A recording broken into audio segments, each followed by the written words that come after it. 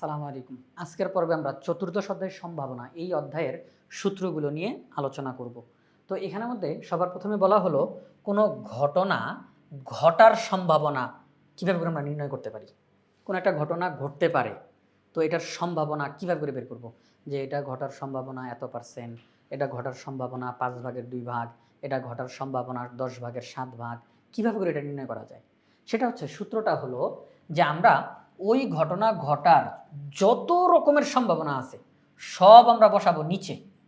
মানে ঘটতেও পারে, নাও ঘটতে পারে, সব কিছু সমগ্র সম্ভাব্য ফলাফল নিচে বসাবো। আর উপরে বসাবো উক্ত ঘটনার অনুকূল ফলাফল। অনুকূল মানে পক্ষে, অনুকূল মানে পক্ষে, যে ওই ঘটনা ঘটার পক্ষে কি কি ফলাফল আছে তারা বসবে উপরে। আমি একটা উদাহরণ দিয়ে বুঝি। মনে করেন যে একটা মুদ্রা, এক পিঠে আছে হেড, আরেক পিঠে আছে টেল। তাহলে আপনি চাচ্ছেন মুদ্রাটা নিক্ষেপ করার মাধ্যমে হেড উঠুক। খেয়াল করেন, একটি মুদ্রা নিক্ষেপ করার মাধ্যমে হেড উঠুক, এটি আপনি চান। তাহলে এখন দেখেন যে বিষয়টা, সেটা হচ্ছে একটা মুদ্রা, আপনি চাচ্ছেন হেড, কিন্তু মুদ্রার এপিঠ ওপিঠ দুই পিঠে কি কি আছে? হেড আছে, টেল আছে, দুইটাকেই হিসাবে নিতে হবে। আপনি না হয় মনে মনে হেড চাচ্ছেন, কিন্তু ওই মুদ্রাতে কি কি আছে?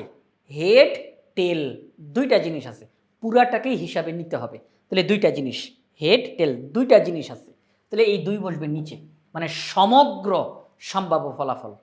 আপনি চাচ্ছেন হেড, কিন্তু হেডই যে উঠবে তার তো গ্যারান্টি নাই, টেলর তো উঠতে পারে, অর্থাৎ সমগ্র সম্ভাব্য ফলাফল নিচে বসবে। এইবার আপনি মনে মনে কি চাচ্ছিলেন? হেড উঠুক, হেড উঠুক। তার মানে হেডের পক্ষে সেখানে কয়টা উপাদান আছে?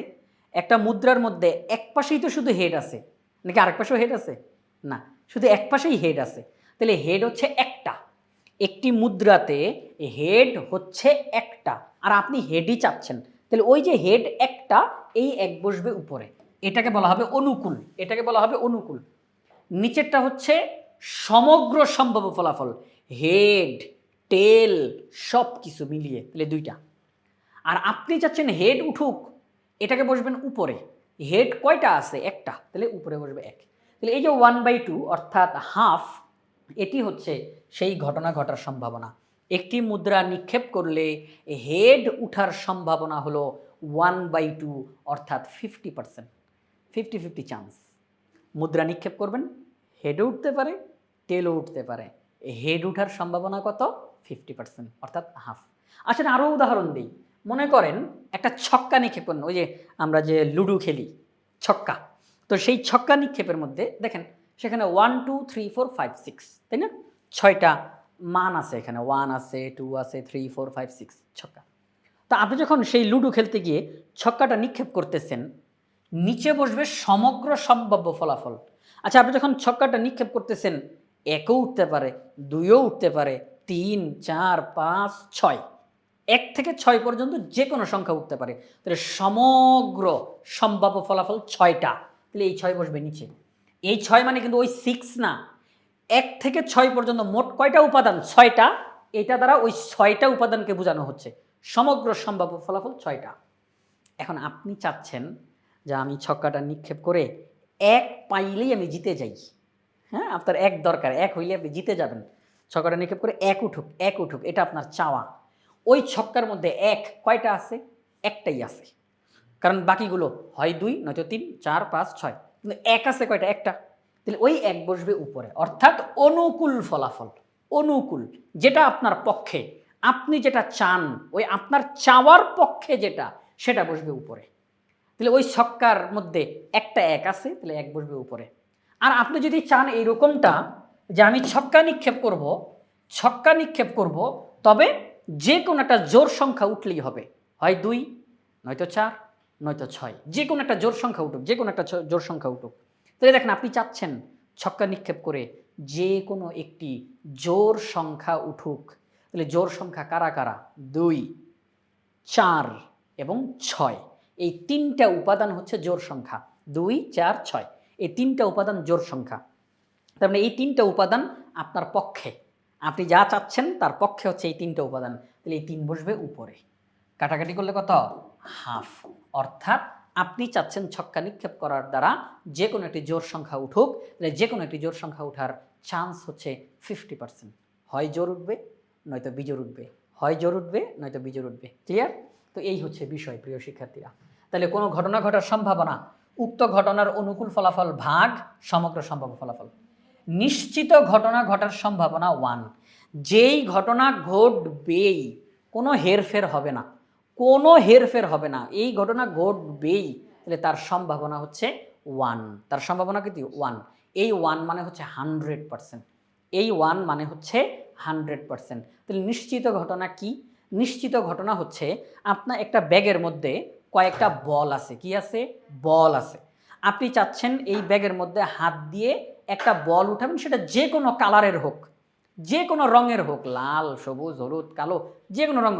রং এখানের মধ্যে ম্যাটার না। আপনি যাচ্ছেন ব্যাগের মধ্যে হাত দিয়ে একটা বল উঠানোর জন্য। আচ্ছা, আপনি তো জানেন যে এই ব্যাগের মধ্যে বল আছে, কয়েকটা বল আছে।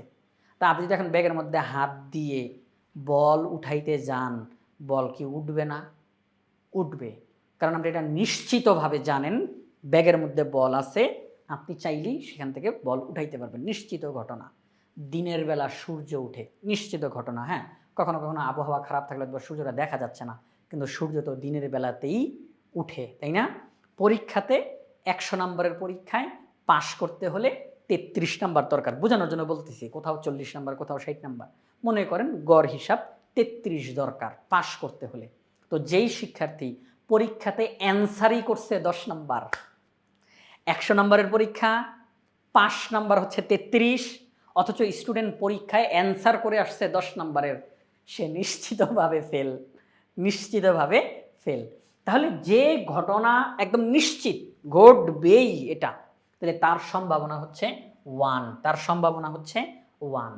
আপনি একটা মুদ্রা নিক্ষেপ করে হেড অথবা টেল যে কোনোটা উঠুক, আপনার কোনো সমস্যা নাই, তাহলে এটার ফলাফল হবে 1। কেন? কারণ একটা মুদ্রা নিক্ষেপ করলে সমগ্র সম্ভাব্য ফলাফল 2টা, হেড টেল, এবং আপনি চাচ্ছেন হেড টেলের মধ্যে যে কোনোটাই উঠুক। তার মানে আপনার চাওয়া হেড টেল যে কোনোটাই, তাহলে 2 কাটাকাটি করলে 1, অর্থাৎ 100%। আপনার চাওয়া মিলবেই 100%। ঠিক আছে? অসম্ভব ঘটনার সম্ভাবনার মান 0। যে ঘটনা কোনোভাবেই ঘটতে পারে না, যে ঘটনা কোনোভাবেই ঘটতে পারে না, তার সম্ভাবনার মান কত? 0। কেমন? সেটা হচ্ছে ওই যে এইমাত্র যে উদাহরণটা দিলাম সেটা আবার বলতে পারি আমরা এরকম, যে একটা ব্যাগের মধ্যে বল রাখা আছে, বল, ব্যাগের মধ্যে বল রাখা আছে। আপনি চাচ্ছেন ব্যাগের মধ্যে হাত দিয়ে মুদ্রা উঠানোর জন্য। কি উঠানোর জন্য? মুদ্রা উঠানোর জন্য। আমি যে ব্যাগের মধ্যে হাত দিয়ে মুদ্রা উঠাবো, এটা কি সম্ভব বলেন? এটা অসম্ভব।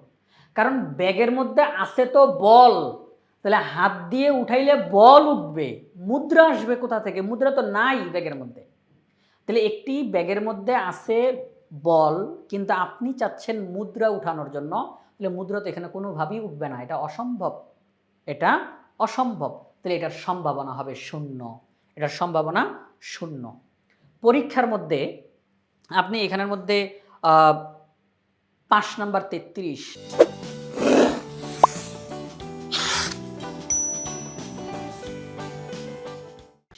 কিন্তু আপনি পেলেন 10 নাম্বার, তাহলে আপনি কি বলতে পারবেন যে আপনি পাস করছেন? এটা অসম্ভব।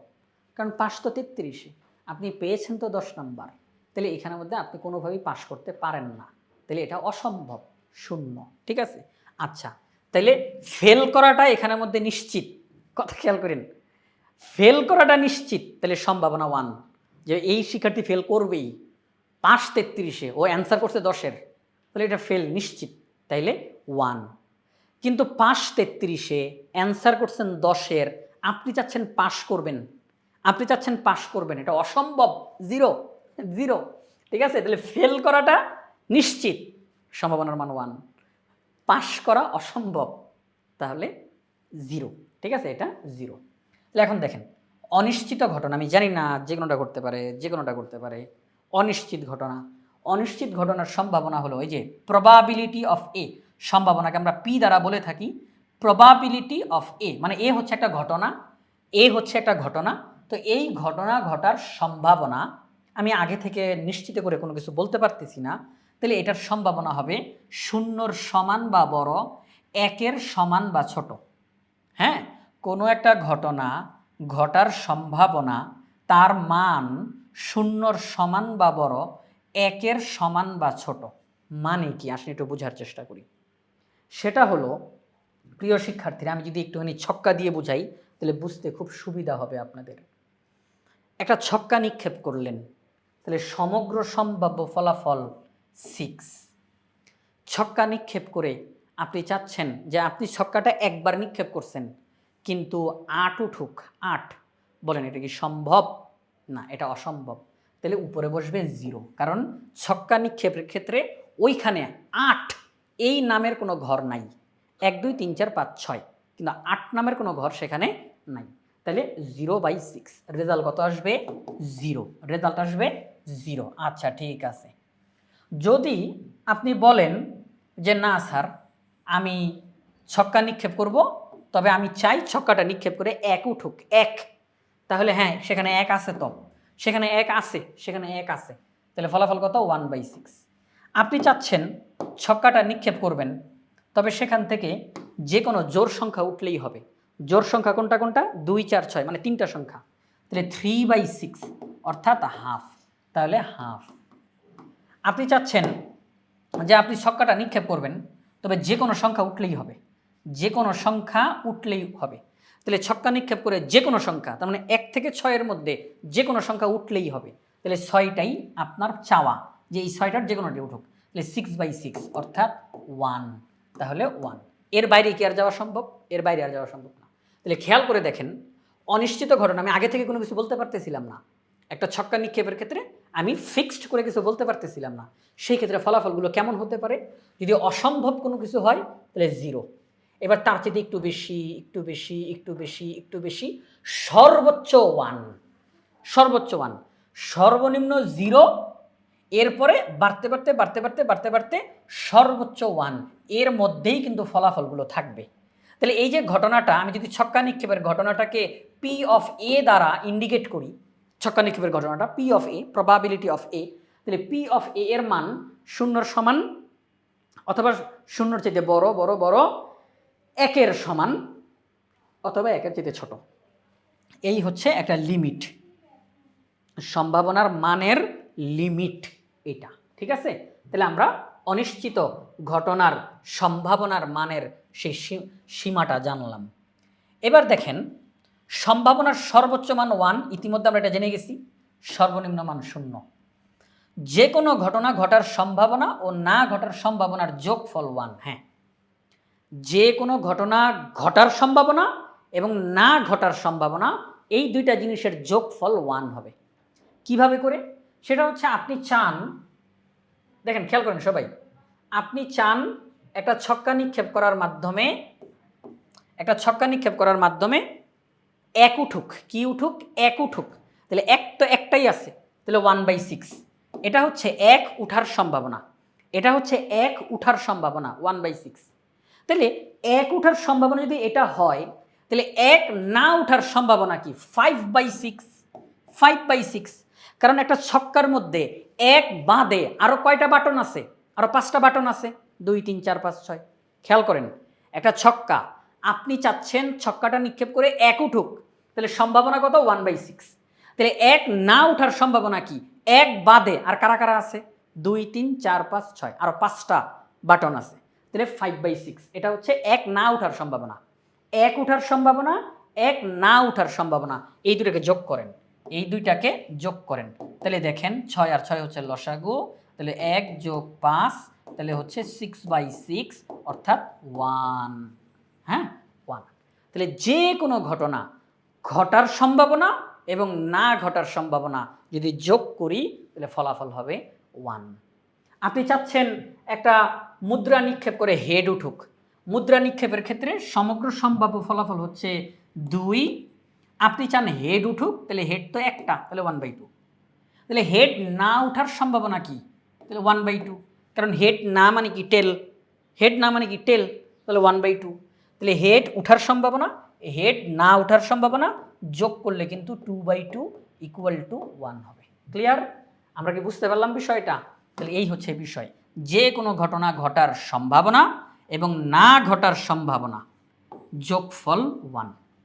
ফেব্রুয়ারি মাস 28 দিনে হয় সবাই জানেন, কিন্তু লিপিয়ার অর্থাৎ অধিবর্ষ, লিপিয়ার বা অধিবর্ষ এর ক্ষেত্রে 29 দিনে হয়। যে সকল বছরকে আমরা 4 দিয়ে ভাগ করতে পারি সেই সকল বছর হচ্ছে লিপিয়ার। যে সকল বছরকে 4 দিয়ে ভাগ করতে পারি তারা হচ্ছে লিপিয়ার। লিপিয়ারের ক্ষেত্রে 29 দিনে ফেব্রুয়ারি মাস হয়, অর্থাৎ বছর হয় 366 দিনে। তো প্রিয় শিক্ষার্থীরা, আজকের পর্বে আমরা চতুর্দশ অধ্যায়ের সম্ভাবনা এই অধ্যায়ের গুরুত্বপূর্ণ সূত্রগুলো শিখলাম।